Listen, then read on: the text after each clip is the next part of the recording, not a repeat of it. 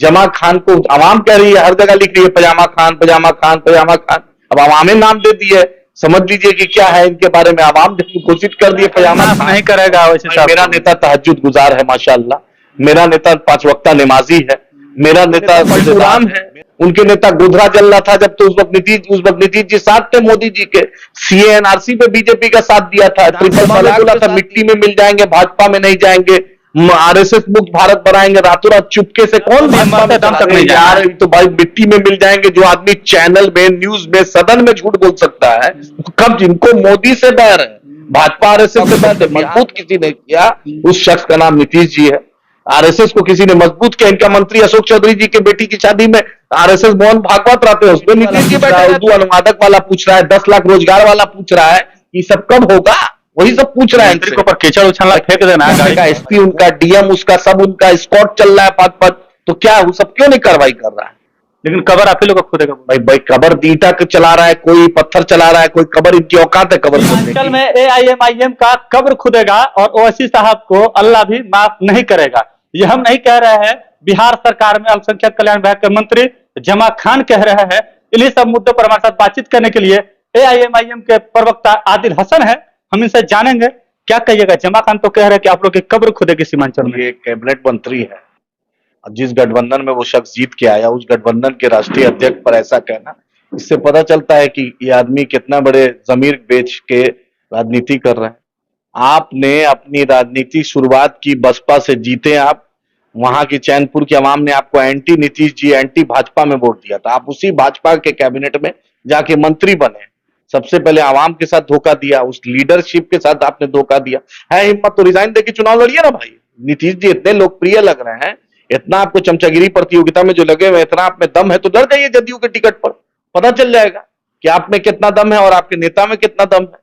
ये सिर्फ चमचागिरी प्रतियोगिता चल रही है। अभी जो खालिद अनवर साहब और पूरे जदयू का कारवां चल रहा है, ये चमचागिरी, कौन बड़ा चम्मच है, कौन बड़ा लोटा है, कौन बड़ा कटोरा है, समझे? आप ही बतलाइए। खालिद अनवर साहब ने भी बहुत बेहुदा वाला बयान दिया, जय श्री राम और नारे तकबीर में बना झलकता है।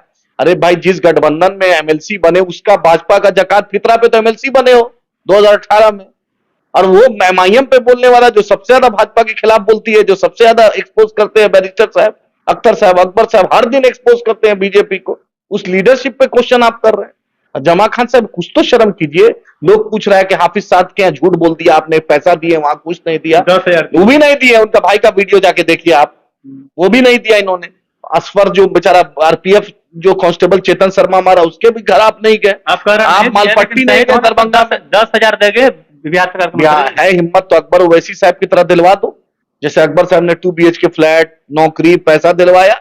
है हिम्मत तो 2200 करोड़ माइनॉरिटी का बजट करा दो। वहां तो सिर्फ 50 लाख की आबादी है, यहाँ तो 2.25 करोड़ की आबादी में तुम 600-700 करोड़ नहीं करवा पा रहे हो। है हिम्मत तो यहाँ 2500 करोड़ माइनॉरिटी का बजट करा दो। है हिम्मत तो उर्दू टीटी की बहाली करा दो। है हिम्मत तो उर्दू अनुवादक की बहाली करा दो। है हिम्मत तो एएमयू किशनगंज को फंड दिलवा दो। है हिम्मत तो पूर्णिया, अररिया, कटिहार, किशनगंज का माइनॉरिटी हॉस्टल में जो पैसा फंड की कमी है, वो बनवा दो, फंड बनवा दो। है नदवी हॉस्टल और इकबाल हॉस्टल की स्थिति जर्जर है, उस पर कुछ पैसा दिलवा दो। है हिम्मत तो मदरसा अजीजिया को पैसा दिलवा दो। है हिम्मत तो 4-5 मुसलमान DM, SP, BDO, CO, SDO, DSP करवा दो, तब ना समझेंगे। जमा खान साहब, ये जो चमचागिरी प्रतियोगिता में कुछ से कुछ बोल देना, आवाम सब जान रही है। दोबारा चैनपुर से चयनित नहीं होइएगा, फिर वही पेंशन लीजिएगा। याद रखिए, चमगी सिर्फ लोकसभा चुनाव में चाहते हैं किसी तरह नीतीश जी को खुश करके एक आध जगह से टिकट। अल्लाह कभी माफ नहीं करेगा वैसे साहब। मेरा नेता तहज्जुद गुजार है माशाअल्लाह, मेरा नेता 5 वक्ता नमाजी है, मेरा नेता रोजेदार है, मेरा नेता अल्लाह की बंदगी में सब अपने आप को वो रहता है। अब तुम्हारा नेता का कंपेयर करो ना मेरा नेता से किसी में। मेरा नेता के साथ इमामत की भी अल्लाह ने सलाहियत दी है, क़यादत की भी सलाहियत दी है, क्रिकेटर भी है, बैरिस्टर भी है, अल्लाह ने हर खूबी दी। आपके नेता तो बोल दिया है कि आप लोग बी टीम है। उनके नेता पलटूराम है, उनके नेता गोधरा जल रहा था जब, तो उस वक्त नीतीश जी साथ थे मोदी जी के। सीए एनआरसी पे बीजेपी का साथ दिया था, ट्रिपल तलाक पे साथ दिया था, 370 पे साथ दिया था, किसान बिल पर साथ दिया था। नीतीश जी कब नहीं साथ दिया? और लालू जी क्या कहते हैं नीतीश जी के बारे में? ऐसा कोई सगा नहीं जिसको नीतीश जी ने ठगा नहीं। विधानसभा में बोला था मिट्टी में मिल जाएंगे, भाजपा में नहीं जाएंगे, आरएसएस मुक्त भारत बनाएंगे, रातों रात चुपके से कौन भाजपा में चला गया था? अब नहीं आप जाएंगे। बतलाइए, अब पता नहीं कौन बोलता है इनका आरसीपी सिंह भाजपा में। नहीं, आप बोल दिए मरते दम तक अरे नहीं यार, जाएंगे। ये तो भाई मिट्टी में मिल जाएंगे। जो आदमी चैनल में, न्यूज में, सदन में झूठ बोल सकता है, कब जिनको मोदी से बैर है, भाजपा आरएसएस से बैर नहीं। बिहार में अगर भाजपा को सबसे मजबूत किसी ने किया, उस शख्स का नाम नीतीश जी है। आरएसएस को किसी ने मजबूत किया, इनका मंत्री अशोक चौधरी जी के बेटी की शादी में आरएसएस मोहन भागवत रहते हैं, उसमें नीतीश जी बैठे रहते हैं, उनके उसमें नीतीश जी बैठे रहते हैं। भले भाजपा को वो बढ़ा है, लेकिन बीजेपी के बी टीम आप ही लोग हैं। इनकी क्या औकात है कि बी टीम और सी टीम का सर्टिफिकेट देने?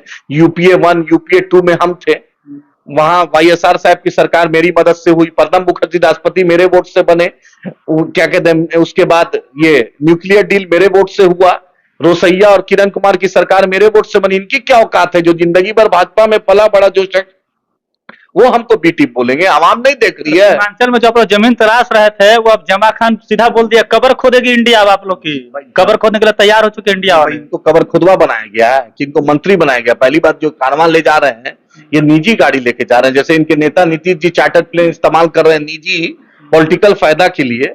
वो चार्टर्ड प्लेन बिहार सरकार का है। क्यों आप जा रहे हैं महाराष्ट्र, कर्नाटका और दिल्ली घूम रहे हैं चार्टर्ड प्लेन से? आप क्यों नहीं अपना टिकट करा के? जदयू का चंदा दे रही है, जदयू का चार्टर्ड प्लेन है, वो बिहार के आवाम का टैक्स पेयर का पैसा है, वो नीतीश जी का नहीं है। उस पे संजय झा जी, ललन जी जो पूरा घूम रहे हैं, सैर कर रहे हैं, ये भारत के और बिहार के टैक्स पेयर का पैसा है, उसको आप इस्तेमाल करें। उसी तरह जमा खान इनका नीतीश कुमार चमचागिरी प्रतियोगिता में लगे हुए हैं, सरकारी गाड़ी, सरकारी पद एकता जुटाने में लगे हुए, क्या दिक्कत मुसलमान है? से ज्यादा एकता कौन है? मुसलमान तो हमेशा बीजेपी के खिलाफ दिया है। गोबर कौन चलवा दिया? ईटा चलवा दिया, पत्थर चलवा दिया, कीचड़ चलवा दिए। कौन काहे चलवाएगा? पूछे, क्योंकि वहां शिक्षक लोग पूछ रहा है कि उर्दू टीटी वाला पूछ रहा है, उर्दू अनुवादक वाला पूछ रहा है, 10 लाख रोजगार वाला पूछ रहा है, ये सब कब होगा? वही सब पूछ रहा है मंत्री के ऊपर कीचड़ उछलना, फेंक देना है गाड़ी पर। कौन फेंका, क्या फेंका? एसपी उनका, डीएम उसका, सब उनका, स्कॉट चल रहा है 5-5, तो क्या वो सब क्यों नहीं कार्रवाई कर रहा है? लेकिन कबर आप ही लोग को खुदेगा। भाई कबर ईटा चला रहा है, कोई पत्थर चला रहा है, कोई कबर, इनकी औकात है कबर खोदने की? हाँ, ठीक से अभी जाके इनका जो अभी इमारत शरिया में भेजने वाला हूँ, इनका जो फोटो आया है वो अभी भेजेंगे, फतवा लेंगे इनके फोटो पर। कौन फोटो? अभी देख लीजिए क्या क्या फोटो है, मार्केट में सोशल मीडिया में चल रहा है जमा खान मियां का, देख लीजिए, अभी पता चल जाएगा। इमारत शरिया इनको सर्टिफिकेट दे देगा। जैसे इनके एक तो मंत्री थे खुर्शीद आलम, फिर जाके माफी तवाफी किए तो मामला ठीक हुआ, इनको भी वही राह पे जा रहे हैं। ये इनको ही माफी मांगना पड़ेगा। अभी तो फतवा आने दीजिए, हम आज फतवा की चिट्ठी लिख रहे हैं। कैसे बचाइएगा सीमांचल को? सीमांचल क्या, पूरे बिहार में मजबूती से एमआईएम काम कर रही है। गुलनाज का मुद्दा हमने उठाया, सनोबर का मुद्दा हमने उठाया, खलीद रिजवी मरहूम का मुद्दा हमने उठाया, उर्दू टीटी का मुद्दा, शमसुल हुदा का मदरसा, उर्दू अनुवादक का मदरसा, एएमयू का मुद्दा, सीमांचल के पलायन का मुद्दा, सीमांचल के बाढ़ का मुद्दा, मुसलमानों पे जुल्म हुआ उसका मुद्दा, मॉब लिंचिंग का मुद्दा, जमीरुद्दीन बाबर का मॉब लिंचिंग हुआ उसका मुद्दा। हर मुद्दा जो है अगर मजलूमों का है उसको एमआईएम उठाती है। बिहार की आवाम, देश की आवाम उठाते हैं, लेकिन फिर भी आप लोग बी टीम है।